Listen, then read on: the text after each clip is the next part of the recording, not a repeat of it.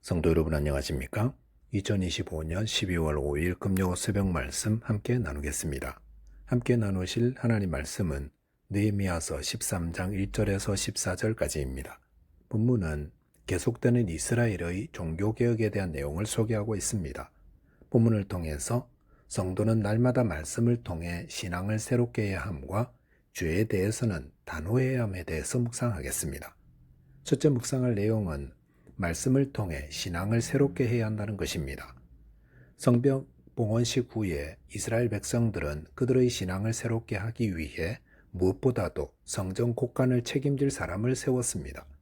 그리고 이를 통해 거제물과 처음 익은 것과 11조를 곳간에 모았다가 제사장들과 레위 사람들을 지원하여 그들을 통해 성전 제사를 바로 세우고 백성들의 신앙을 돕는 일을 하게 하였습니다. 그리고 본문 1절 보시면 그날 모세의 책을 낭독하여 백성에게 들렸는데 그 책에 기록하기를 암몬 사람과 모압 사람은 영원히 하나님의 총회에 들어오지 못하리니라고 하였습니다. 성벽을 봉헌하는 날 이스라엘 백성들은 모세의 책, 즉 모세오경을 듣게 되었습니다. 그런데 그 안에 암몬 사람과 모압 사람은 영원히 하나님의 총회에 들어오지 못한다라는 신명기 23장 3절의 말씀을 듣게 되었습니다. 암몬과 모압은 아브라함의 조카인 롯의 자손들입니다. 그러니 이스라엘과는 매우 가까운 사이라 할 수 있습니다. 그런데 왜 영원히 하나님의 총회에 들어오지 못하게 하시는 겁니까? 본문 2절 보면 이는 그들이 양식과 물로 이스라엘 자손을 영접하지 아니하고 도리어 발람에게 뇌물을 주어 저주하게 하였습니다. 그러나 우리 하나님이 그 저주를 돌이켜 복이 되게 하셨다 하였는지라 하였습니다. 암몬과 모압 자손은 이스라엘 백성들이 출애굽하여 광야에 지낼 때에 형제의 나라라 하여 그들을 영접한 것이 아니라 오히려 이스라엘을 대적하고 무너뜨리려 했었습니다. 그렇기 때문에 하나님이 암몬 사람과 모압 사람을 영원히 하나님의 총회에 들어오지 못하게 하셨던 것입니다. 그 결과 본문 3절 보면 백성이 이 율법을 듣고 곧 섞인 무리를 이스라엘 가운데서 모두 분리하였느니라 하였습니다. 율법을 통해 신앙을 갱신하려 했던 이스라엘 백성들은 그 말씀대로 그들 가운데 섞여 있던 암몬 사람과 모압 사람들을 분리하였습니다. 이스라엘 백성들은 왜 그들 가운데 암몬 사람과 모압 사람을 분리한 것입니까? 어제까지만 해도 백성들은 이들과 함께 어울려 지냈을 것입니다. 그럼에도 이 일을 한 이유는 하나님의 말씀대로 순종하는 삶을 살려고 결단했기 때문입니다. 즉 이스라엘 백성들은 하나님 말씀이 명하는 바를 온전히 순종하려 했던 것입니다. 그리고 이를 통해 하나님을 향한 신앙을 새롭게 갱신하였던 겁니다. 여기서 이스라엘 백성들이 어떻게 그들의 신앙을 새롭게 하는지 볼 필요가 있습니다. 신앙을 새롭게 하는 것은 마음의 결심으로만 되는 것이 아닙니다. 거기에 기준이 있어야 하는데 그 기준은 하나님의 말씀입니다. 이스라엘 백성들이 암몬 사람과 모압 사람을 그들 가운데서 구별해낸 것은 당시 암몬 사람과 모압 사람들과의 관계가 잘못되어서가 아니었습니다.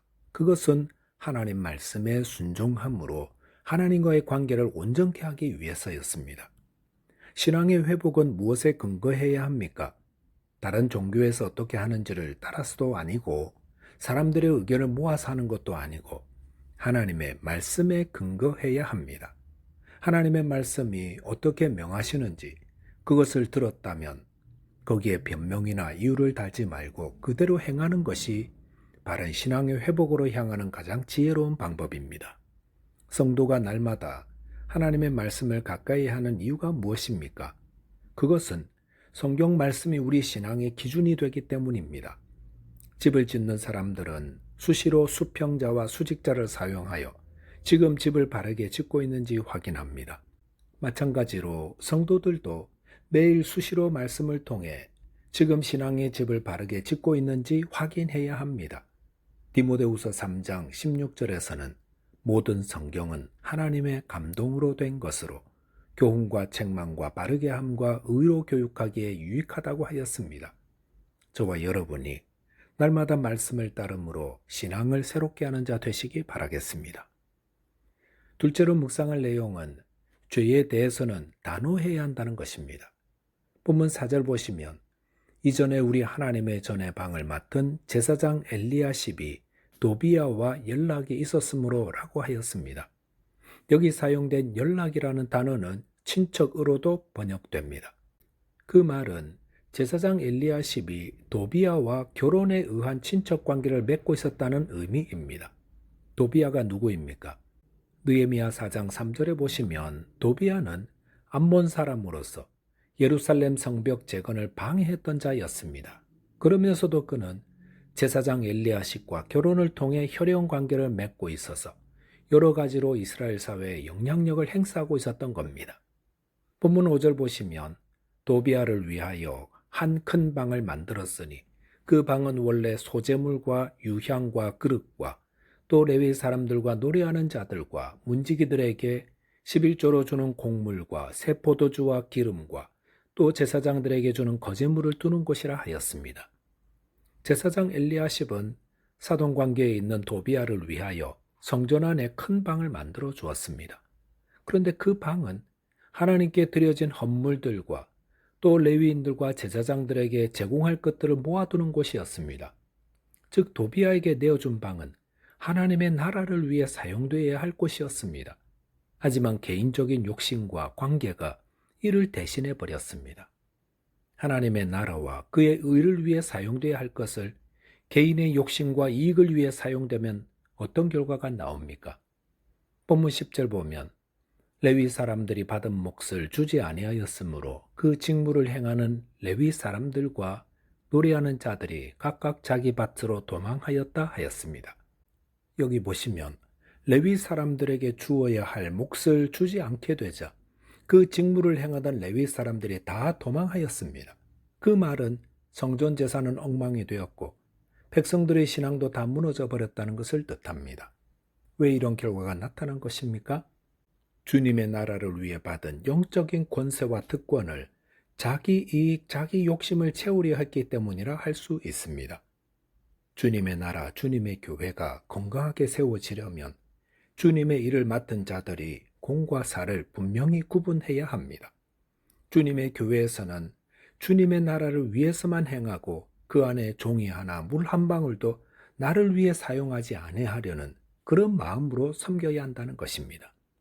본문 6절, 7절 보시면 그때 내가 예루살렘에 있지 아니하였느니라. 바벨론 왕 아닥사스다 32년에 내가 왕에게 나아갔다가 며칠 후에 왕의 말미를 청하고 예루살렘에 이르러서야 엘리야십이 도비야를 위하여 하나님의 전뜰에 방을 만든 악한 일을 안지라 하였습니다.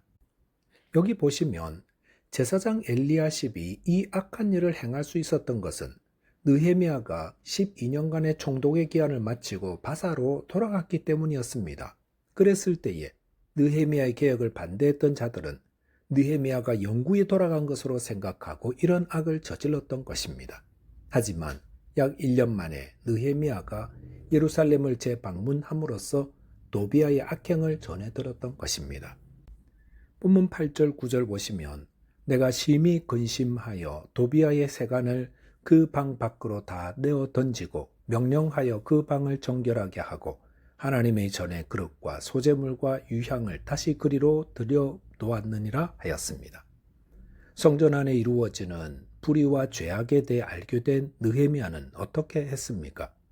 그는 즉각적으로 그 방을 정리하게 했습니다. 그리고 다시금 그 방을 원래 용도로 사용하게 함으로 성전을 다시금 정결하게 했던 것입니다. 이것은 성도가 불의와 죄악에 대해 알게 되었을 때에 즉각적으로 조치를 취해야 함을 보여줍니다. 죄는 타협하거나 머뭇머뭇거려서는 안 됩니다. 죄는 단호하게 대해야 합니다. 그러지 않으면 사탄은 그 틈을 이용하여 우리를 무너뜨립니다. 저와 여러분이 죄에 대해 단호하게 대함으로 성결한 주님의 백성 되시고 주님의 나라를 세우는 일꾼들 모두 되시기 바라겠습니다.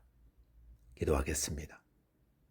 하나님 아버지, 하나님의 말씀이 저희 신앙의 기준이 되게 해 주옵소서.